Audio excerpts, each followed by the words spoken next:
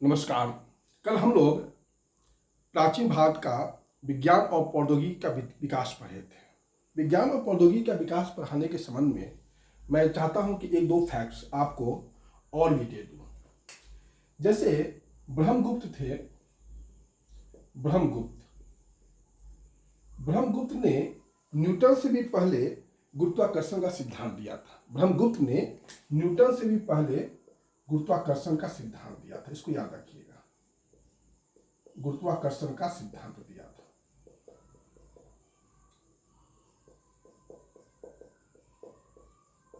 ब्रह्मगुप्त ने न्यूटन से भी पहले 6वीं शताब्दी में जो है वह गुरुत्वाकर्षण का सिद्धांत दे दिए थे।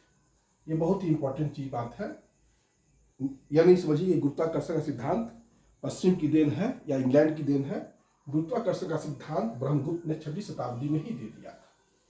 एक चीज मैं आपको कल थोड़ा सा कहना चाह रहा था कि मैंने भास्कर का चर्चा किया था और बताया था कि भास्कर ने जो है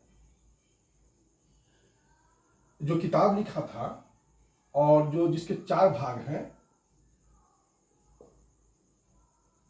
लीलावती, बीजगणित, ग्रह गणित और गोला। देखिए भास्कर दो हुए। भास्कर दो हुए। ये जो भास्कर थे ये 12वीं सदी के थे। थोड़ा सा इसको हम चेक करना चाह रहे थे। ये भास्कर दूसरा कहलाते हैं और एक भास्कर पहला भी हुए थे। उनका जो टाइम है वह टाइम है 7वीं सदी का। देखिए भास्कर दो है। भास्कर पहला 7वीं सदी के थे और भास्कर द्वितीय जो थे वह 12वीं सदी के थे, जिन्होंने लीलावती नामक पुस्तक, बीजगणित नामक पुस्तक, ग्रह गणित, गोला, ये जो 4 अध्याय में बटा हुआ है वह जिनका योगदान बीजगणित के क्षेत्र में है ये इन्हीं का दिया हुआ है, भास्कर द्वितीय का। ठीक, इसको थोड़ा सा आप लोग चेक कर लीजिएगा।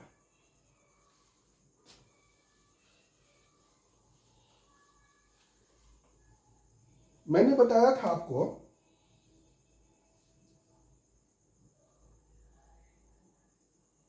आर्यभट्ट। आर्यभट्ट का देखिए दशमलव जो है ना आर्यभट्ट का ही दिया हुआ है। दशमलव किसका दिया हुआ है? आर्यभट्ट का ही दिया हुआ है। ठीक, जिसको दार्शनिक स्थान भी कहते हैं, कहीं कहीं दार्शनिक स्थान, ये आर्यभट्ट का ही दिया हुआ है। मैंने कहा था आर्यभट्ट के 3 शिष्य हैं, निशंक, पांडु रंगा स्वामी। कल मैंने स्वामी बोला था, उनका पूरा नाम है पांडु रंगा स्वामी और लाटदेव। और लाटदेव को सर्व सिद्धांत गुरु भी कहा जाता है। लाटदेव को सर्व सिद्धांत गुरु भी कहा जाता है। आर्यभट्ट ने दशमलव का या दार्शनिक स्थान को सबसे पहले बताया। उनके 3 शिष्य थे, निशंक, पांडुरंगा स्वामी और लाटदेव। ये इन लोगों ने आर्यभट्ट के सिद्धांतों को प्रचार किया और लाटदेव जो है को सर्व सिद्धांत गुरु भी कहा जाता है। यह मैं थोड़ा सा आप लोगों को चाह रहा था कि बता दूं।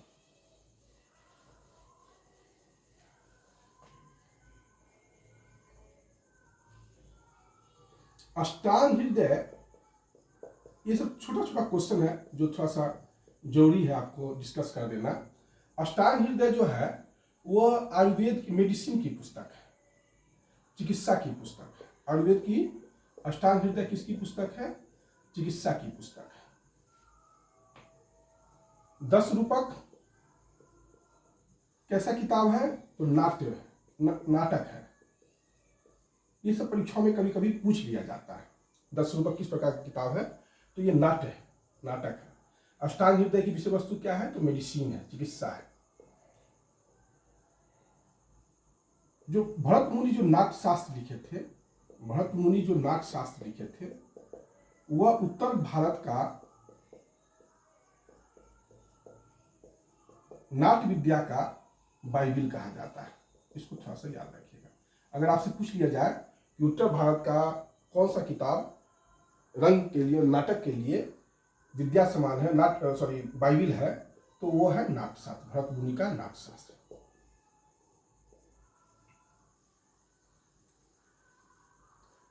नृत्य का ये बाइबिल है, ऐसा आप कह सकते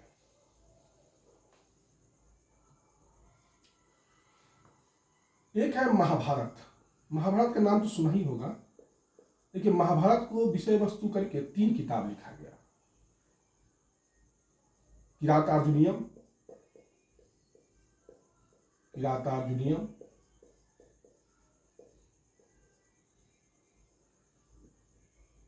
शिशुपाल वध और नैषधचरित, 3 किताब लिखा गया था। किरातार्जुनीयम जानते ही होंगे, किसने लिखा था? भारवी ने, जो सिंह विष्णु के दरबार में थे, पल्लव शासक सिंह विष्णु के दरबार में थे। किरातार्जुनीयम लिखा। अर्जुन किरात के रूप में, शिकारी के रूप में।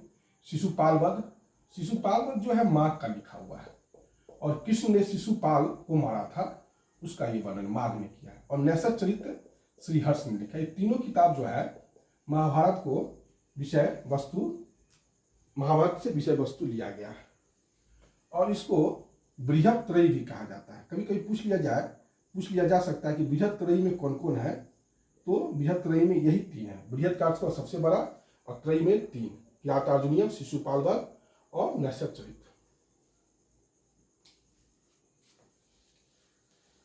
एक किताब और जो बरहामीर का है, बरहामीर, कल मैंने चर्चा किया था बरहामीर का। बरहामीर का किताब है बृहत संहिता, और बृहत संहिता को विश्वकोश भी कहा जाता है। बृहत संहिता को विश्वकोश भी कहा जाता है। मैंने रासतरंगिणी का चर्चा किया था। रासतरंगिणी का चर्चा किया था, 8 सर्ग में है। बहुत कुछ बता चुका हूं मैं, और कुछ नहीं बताऊंगा। बस एक चीज बताना चाह रहा हूं कि कश्मीर के एक शासक थे जैनुल आबिदीन। जैनुल आबिदीन, इनको कश्मीर का अकबर भी कहा जाता है। और रासतरंगिणी को उस समय जो है और भी बड़ा किया गया, मतलब विस्तार किया गया। विस्तार करने वाले थे जोनराज एवं सिल्वर। रासतरंगिणी को एक्सटेंशन कौन किया? तो जोनराज एवं श्रीवर ने जैनुल आबिदीन के समय। कश्मीर का शासक था, जो कश्मीर का इसको अकबर भी कहा जाता है। तो यह कुछ फैक्ट्स है जो मैं चाह रहा था कि आप लोगों को दे दिया जाए, क्योंकि परीक्षाओं में इस प्रकार के फैक्ट्स पूछ लिए जाते हैं। और जहाँ फैक्ट्स पूछा जाता है वहाँ पर कोई आपके पास स्कोप नहीं है सोचने का। फैक्ट्स का जवाब आपके पास फैक्ट्स की जानकारी होनी चाहिए। परीक्षाओं का डिमांड कुछ इस प्रकार का है कि कॉन्सेप्ट और बेस्ड, दोनों कॉन्सेप्ट और फैक्ट्स का समिश्रण आपके पास होना चाहिए। उसके बाद जो नेक्स्ट चीज है वो मैं पढ़ाना चाह रहा हूँ, प्राचीन भारत का इतिहास का स्रोत। जो प्राचीन भारत हम लोगों ने कंप्लीट किया, उसका इतिहास का स्रोत क्या है। देखिए, मैंने सारा चीज पढ़ा दिया है। अब जो कुछ उसको मैं चाहता हूं कि थोड़ा सा बिंदुबद्ध कर दूं, जो आपके दिमाग में एक माइंड सेट बना रहे, और कुछ जो पढ़ाते समय किसी कारणवश मिस कर गया हो या उस पाठ्यक्रम के दायरे में नहीं आया हो, उसको मैं चाह रहा हूं कि फिर से आपको बता दूं। तो अब इसमें मैं पढ़ाने नहीं जा रहा हूं, पुरानी ही चीजों को रिफ्रेशन कर रहा हूं। मैंने कहा था कि स्रोत में हमेशा 2 प्रकार का स्रोत होता है, पुरातात्विक और साहित्यक। हमारे पास साहित्यक स्रोत, लिखने की कला का जो सबसे प्राचीन प्रमाण मिला है वो है अशोक का अभिलेख। अशोक का अभिलेख, और अशोक के अभिलेख को ब्राह्मी लिपि में, किस लिपि में है? ब्राह्मी लिपि में है। और 1837 ईस्वी में इसको जेम्स प्रिंसेप ने सबसे पहले पढ़ा था। किसने पढ़ा था? जेम्स प्रिंसेप ने। हड़प्पा की लिपि को आज तक हम लोग नहीं पढ़ सके। ये सब सारा चर्चा हो चुका है, यहाँ पर सिर्फ पॉइंट कर रहा है। साहित्यक साक्ष्य में हड़प्पा में लिपि तो था, लेकिन आज तक हम लोग नहीं पढ़ सके हैं। और जो सबसे पुराना लिपि पढ़ा गया है वो अशोक का जो लेख है, जो अशोक का जो अभिलेख पर जो लेख खुदा हुआ है ब्राह्मी लिपि में, वह पढ़ा गया है। 1837 में इसको जेम्स प्रिंसेप ने पढ़ा था। 1837 में जेम्स प्रिंसेप ने पढ़ा था। यह हो गया साहित्यक स्रोत। साहित्यक स्रोत कितने प्रकार के होते हैं? तो इसमें 2 प्रकार के होते हैं, धार्मिक और गैर धार्मिक। धार्मिक क्या होता है, धार्मिक जो 3 है, ब्राह्मण ग्रंथ, बौद्ध ग्रंथ, जैन ग्रंथ, ये सारा चीज़ हम पढ़ा चुके हैं, यहाँ पर हम उसका रिपीटेशन नहीं करेंगे। गैर धार्मिक में जो है अर्थशास्त्र हुआ, वात्स्यायन का काम सूत्र हुआ, बहुत सारे ग्रंथ हैं, सारे चर्चा हो चुका है, यहाँ पर हम कोई विशेष चर्चा नहीं करने जा रहे हैं। और उसी साहित्य में एक विदेशी लेखक भी आते हैं, साहित्य में क्या आते हैं, विदेशी लेखक आते हैं।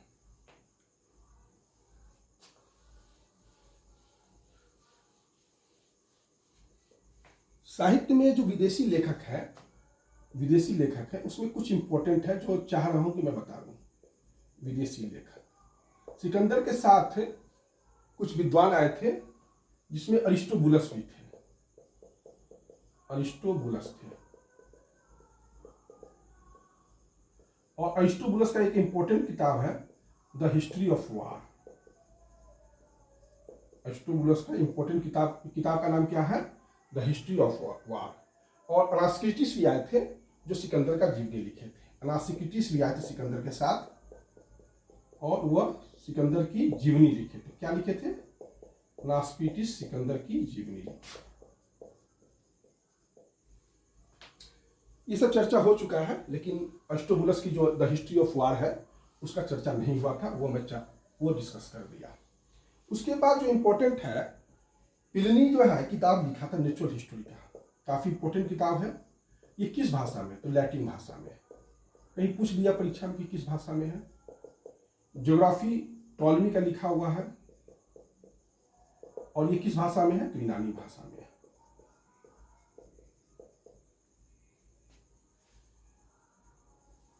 बौद्ध ग्रंथ के साथ एक चीज मुझे याद आया कि एक थे बौद्ध भिक्षुक लामा तारानाथ, याद होगा लामा तारानाथ का नाम, बौद्ध भिक्षुक थे, और ये तिब्बत का इतिहास लिखे थे,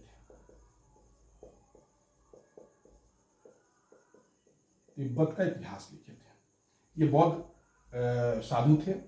लामा तारानाथ ने कंग्यूर एवं तंग्यूर, ये जो है तिब्बत का इतिहास कंग्यूर एवं तंग्यूर से भी पता चलता है। ये बौद्ध ग्रंथ है, कंग्यूर एवं तंग्यूर, कंग्यूर एवं तंग्यूर, ये बौद्ध ग्रंथ है। इससे भी बौद्ध तिब्बत का इतिहास पता चलता है और बौद्ध धर्म के बारे में सही स्थिति की जानकारी मिलती है।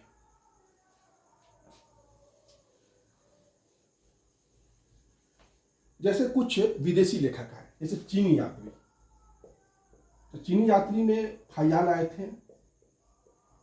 फाहियान किसके समय आए थे, गुप्त शासक चंद्रगुप्त विक्रमादित्य के समय। उनकी किताब का नाम है फो क्यों की।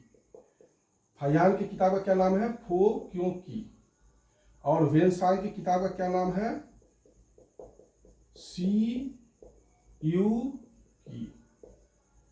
फाहियान की किताब का नाम है फो क्यों की, वेनसांग की किताब का नाम है सी यू की। ये सब छोटा छोटा चीज है। वेनसांग फाहियान पूछ दिया, कहीं पूछा जा सकता है परीक्षाओं में।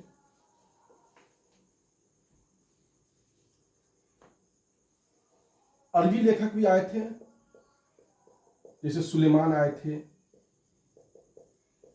सुलेमान जो है पाल और प्रतिहार वंश के बारे में बताते हैं। अल मसूदी,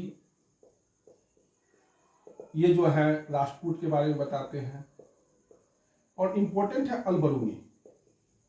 अलबरूनी जो है, बहुत जानकारी मैंने दिया है। अलबरूनी के साथ ये है कि वो महमूद गजनी के साथ भारत आया था। महमूद गजनी के साथ वो भारत आया था। अगर पूछ लिया जाए ये ऐसा कौन सा अरबी विद्वान जो महमूद गजनी के साथ भारत आया था, तो उसका नाम है अलबरूनी। यह हो गया आपका जो विदेशी लेखक है, साहित्य के बारे में कंप्लीट जानकारी।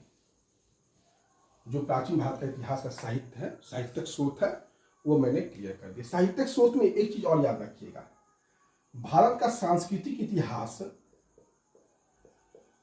साहित्यिक स्रोत में एक इंपॉर्टेंट चीज, भारत का जो सांस्कृतिक साहित्य है उसको अगर सुरक्षित रख, सांस्कृतिक साहित्य का अर्थ हो गया जो वीर गाथा काव्य है, जैसे चंद्रदाई का पृथ्वीराज रासो वीर गाथा काव्य है, चाहे परिवार रासो, जो रासो साहित्य जितने भी है, या इतिवृत्त,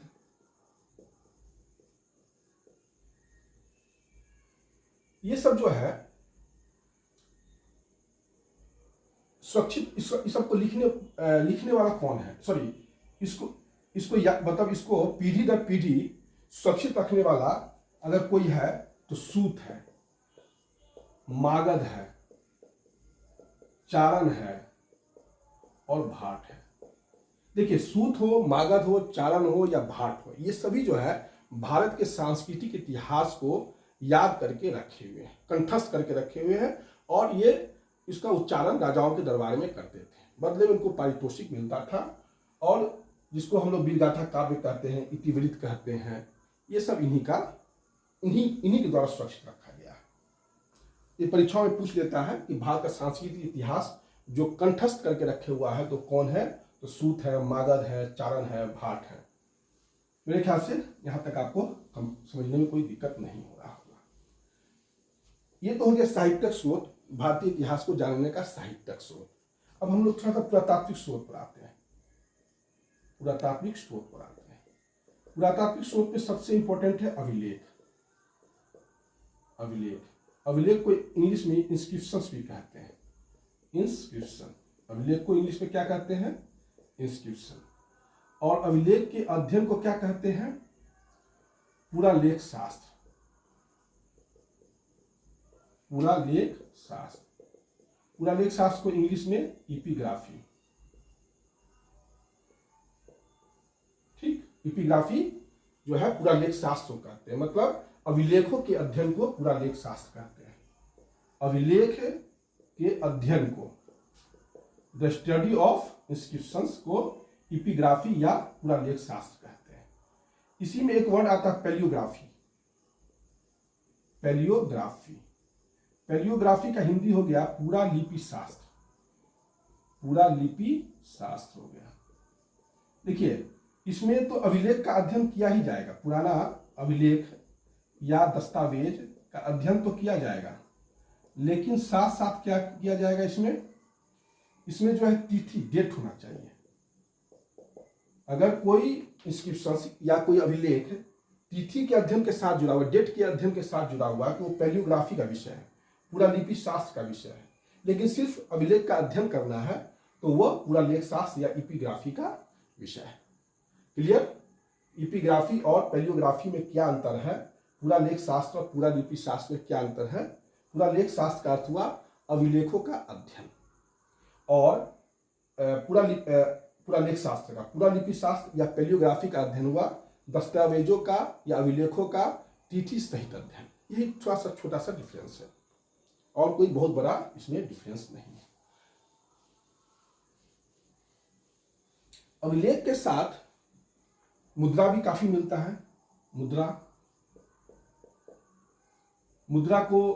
के अध्ययन को मुद्रा शास्त्र भी कहते हैं।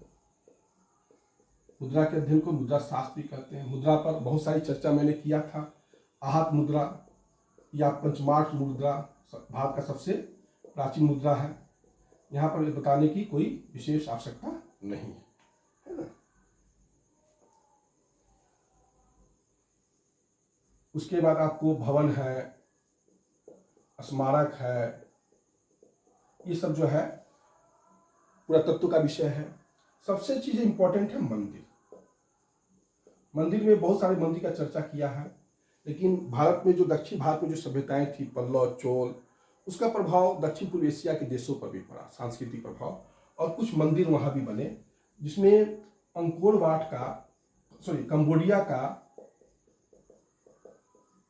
अंकोर वाट मंदिर है। अंकोर वाट मंदिर, ये कंबोडिया का जो अंकोर वाट मंदिर है, ये सूर्य बर्मन ने बनवाया था। कंबोडिया का अंकोर वाट मंदिर किसने बनवाया था? सूर्य बर्मन। ये 13वीं सदी का मंदिर है। और दक्षिण पूर्व एशिया में एक देश है जावा। जावा में बोरोबुदुर का मंदिर है। जावा में बोरोबुदुर का मंदिर है। ये भी काफी इंपॉर्टेंट मंदिर। जावा का अर्थ हुआ इंडोनेशिया, ठीक। और कंबोडिया में अंकोर वाट मंदिर, जिसको सूर्य बर्मन ने बनाया है, और जावा में बोरोबुदुर मंदिर, जिसको जावा का चाहे इंडोनेशिया का बोरोबुदुर मंदिर। यह हो गया आपका मंदिर का, ये सब छोटा छोटा जो फैक्ट्स था, इसको मैंने क्लियर यहां कर दिया। अब एक लास्ट टॉपिक है, जो छोटा सा टॉपिक है, स्रोत के अंतर्गत तो नहीं होगा इसका अध्ययन, लेकिन मैं इसको बता रहा हूं क्योंकि जरूरत है इसकी। जब अंग्रेज भारत में आए तो उन्होंने अपनी सुविधा के लिए, प्रशासन को चलाने के लिए कुछ पुस्तकों का रचना किया। जैसे 1776 ईस्वी में मनुस्मृति, मनुस्मृति याद ही होगा, भारत का सबसे प्राचीन विधि ग्रंथ, ठीक, मनुस्मृति है। इसका अनुवाद अंग्रेजी भाषा में the code of Gentoo laws के नाम से किया गया। The code of Gentoo laws के नाम से किया गया। मनुस्मृति का 1776 ईस्वी में 1776 एडी में the code of Gentoo laws के नाम से अनुवाद अंग्रेजी में किया गया। इसको टॉपिक बनाइए, प्राचीन भारत के आधुनिक लेखक। प्राचीन भारत के आधुनिक लेखक, इसको टॉपिक है प्राचीन भारत का आधुनिक लेखक, और उसके अंतर्गत है 1776 में मनुस्मृति का अंग्रेजी अनुवाद the code of Gentoo laws के नाम से होगा। सर विलियम जोन्स का नाम आपने सुना ही होगा। सर विलियम जोन्स, ये 1789 एडी में अभिज्ञान शकुंतलम का अंग्रेजी अनुवाद किए थे। अभिज्ञान शकुंतलम का अंग्रेजी अनुवाद किए थे। विलियम जोन्स जो एशियाटिक सोसाइटी ऑफ बंगाल के संस्थापक थे, सर विलियम जोन्स जो एशियाटिक सोसाइटी ऑफ बंगाल के संस्थापक थे, 1789 एडी में 1789 एडी में अभिज्ञान शकुंतलम का अंग्रेजी अनुवाद किया। अभिज्ञान शकुंतलम जो कालिदास ने लिखा था, जिन्हें भारत का शेक्सपियर कहा जाता है। गलत बात है, भारत का शेक्सपियर उनको नहीं कहना चाहिए, लेकिन समझिए कि औपनिवेशिक मानसिकता से उनको कहा गया। एक थे विल्किंस, विल्किंस थे, और विल्किंस ने 1785 एडी में भगवद गीता का अंग्रेजी अनुवाद किया। भगवद गीता का अंग्रेजी अनुवाद किया। ये सब परीक्षाओं में पूछ लिया जाता है, इसको थोड़ा सा आप लोग ध्यान से याद कीजिएगा। भगवद गीता का अंग्रेजी अनुवाद विल्किंस ने 1785 ईस्वी में किया था। अब एक जो है, एक अंग्रेज प्रशासक थे Vincent Arthur Smith. Vincent Arthur Smith, उन्होंने एक किताब लिखा the early history of India. The early history of India. Vincent Arthur Smith जो एक सिविल सर्वेंट थे, उन्होंने एक किताब लिखा था the early history of India. शायद इसके प्रकाशन का वर्ष है 1904 में है, और बहुत दिनों तक यह पुस्तक प्राचीन भारत का सबसे पहला व्यवस्थित पुस्तक अगर कोई है तो यही है। विंसेंट आर्थर स्मिथ ने ही the early history of India लिखा था। सबसे प्राचीनतम इतिहास का सबसे व्यवस्थित पुस्तक, जिसको लिखने वाले थे विंसेंट आर्थर स्मिथ। और ये पुस्तक बहुत दिनों तक जो भारत में सिविल सर्वेंट आते थे नौकरी करने के लिए, तो उनको प्रशिक्षण के लिए पढ़ाया जाता था, ट्रेनिंग के लिए हिस्ट्री जो है भारत का, यही किताब पढ़ाया जाता था। इसमें इसकी खासियत मत कहिए, इसमें सिकंदर की जीवनी पर 1/3, मतलब जो जितना कुल पेज है उसका 1/3 हिस्सा सिकंदर की जीवनी, सिकंदर के आक्रमण पर ही लिखा हुआ है। तो समझिए कि यह किताब क्या कहना चाहता है। यही ना कि सिकंदर आए थे यूनान से, तो अब हम आ रहे हैं, बस यही उनका कहना था। उसके बाद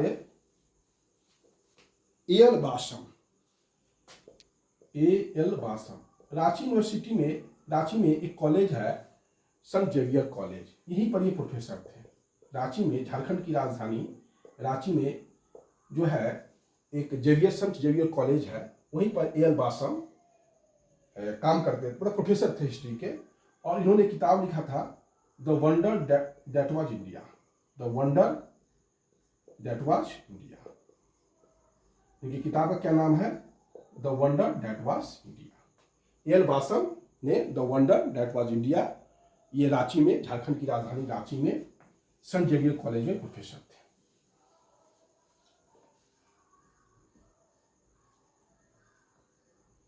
उसके बाद एक इंपॉर्टेंट है DD Kaushambi.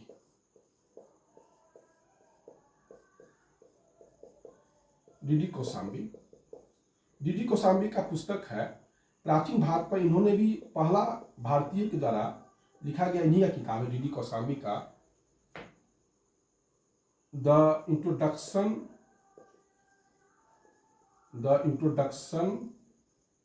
To the study of ancient India. DD Kosambi का जो किताब का नाम है, प्राचीन भारत का पहला इन्होंने भारतीय हैं जो प्राचीन भारत पर सुव्यवस्थित किताब लिखे हैं। उनके किताब का नाम है the introduction to the study of ancient India. ये प्राचीन भारत के कुछ आधुनिक लेखक हैं। किताबें तो बहुत लिखी गई हैं, लेकिन ये सब किताब जो है आप कह सकते हैं कि अंग्रेजी शासनकाल में या अंग्रेज के जाने के तुरंत बाद लिखा गया, जो भारत के लिए इतिहास का बेस बुक है। इसी के साथ मैं ये वीडियो समाप्त कर रहा हूँ। उम्मीद है कि ये वीडियो पसंद आया होगा। आप लोग वीडियो को लाइक कीजिए, कमेंट कीजिए, सब्सक्राइब कीजिए। जो मैं मेहनत कर रहा हूँ उसका पारितोषिक देने का प्रयत्न कीजिए।